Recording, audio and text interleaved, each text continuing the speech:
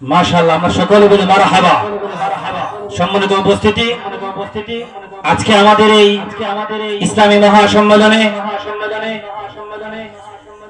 আলোচনা পেশ করবেন বিশিষ্ট আলেমে দ্বীন, আন্তর্জাতিক মুফাসসিরে কোরআন, পীরে কামিল, বাতিলের আতঙ্ক, হযরতুল আল্লামা হযরত মাওলানা মুফতি আব্দুল কাইয়ুম সুবহানী সাহেব দামাত বারাকাতুহুম।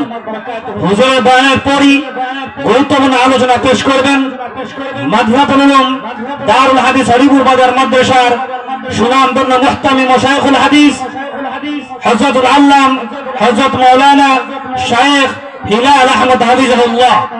ইনশাআল্লাহ ধারাবাহিকভাবে আমাদের অতিথি একের পর এক আমাদের মধ্যে উপস্থিত হবেন, আপনাদের সম্মুখে উপস্থাপনা করা হবে। তাই আমি আবারও বিনীত অনুরোধ করছি, আমরা যে যেখানে থাকি না করো সকলে চলে আসি এই দ্বীনি মাহফিল। ইনশাআল্লাহ আজকে যদি এই দ্বীনি মাহফিলে আমি আপনি বসে এই দ্বীনের কথাগুলো বলি শুনি, হতে পারে কিয়ামতের হাসরে আল্লাহ তাআলা এই বসাকে কেন্দ্র করে নাজাতের উসিলা করতে পারে।